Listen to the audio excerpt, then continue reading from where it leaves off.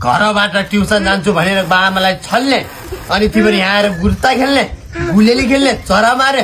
मैले तँलाई हिजो होमवर्क दिएको थिएँ तिमीहरू दुईजनालाई, खोइ तेरो होमवर्क देखा त।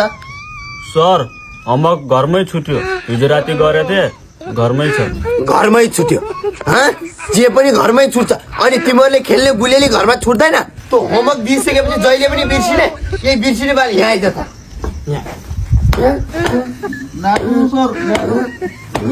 अबदेखि बिर्सिन्छ कि नै? बिर्सिनु सर, ल्याएर आउँछु सर भोलि आज। तेरो होमवर्क खै? हाँसो लागेको छ तँलाई? कुरुको तेरो होमवर्क खै? देखाएको छु होमवर्क। सर हिजो राति होमवर्क लेख्न लगाएको थिएँ मैले, अनि पेट दुख्यो कि, अनि झ्याप्पै, अनि त्यो बेर सुतिके सर। हेर हेर हेर, बाहना पनि अलिक गतिलो बाहना, पत्याउने बाहना बनाउनु पर्छ नि। पेट दुखेर होमवर्क गर्न छोड्यो। यहाँ आइज त यहाँ। बिर्सिन्छस्?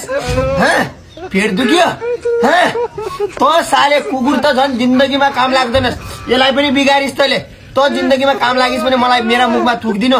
चोर त जिन्दगीभरि माथि पुग्दैनस्। त इन्डिया जाने, काम गर्ने, कुल्ली गर्ने, खाने खालको बुझिस्? साला कुत्ताहरू। सर नमस्ते। नमस्कार। म चाहिँ नितेशको मामा। अनि नितेशको पढाइ कस्तो छ नि सर? ए सर, तपाईँ नितेशको मामा पो हो?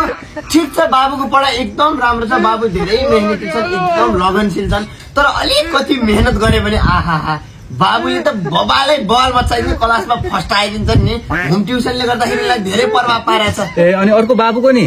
ए अर्को बाबुको त सोध्दै नसोध्दै यो माछाले जिन्दगीमा काम पनि लाग्दैन। यसले के गरेर खाला जस्तो लाग्दैन। लास्ट टाइम गर्ने भनेको भारी बोक्ने, हलो चलाउनु मात्र हो। यसको कामै छैन। तपाईँको भन्दा चाहिँ एकदम ठिक छ। यो माछा यसलाई मैले किन पढाउला? यसको बाबामा भइदियो भने यस्तो हान्ने थिएन बाबामाको अगाडि। अनि यो बाबुको बारेमा चाहिँ किन सोध्नु पनि तपाईँले? म चाहिँ उसको बाबा हो।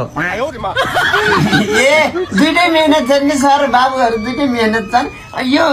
यो माहौलमा होम ट्युसनमा सबभन्दा नजाने भने म बरु मलाई के आउँदैन, म पढाउने झन् नजाने मान्छे। यिनीहरू त राम्रो छन् बाबुहरू। एबिसिडी भनिदियो त। A B C D E आउँदैन आउँदैन आजसम्म पर्छ। बाबु तिमी भन्नु त। ए बी सी डी यी सर मात्र हो। मलाई त्यो एबिसी आइजे यही पनि आउँदैन सर। आउँछ नेक्स्ट मलाई पढाउला ताल पढेपछि।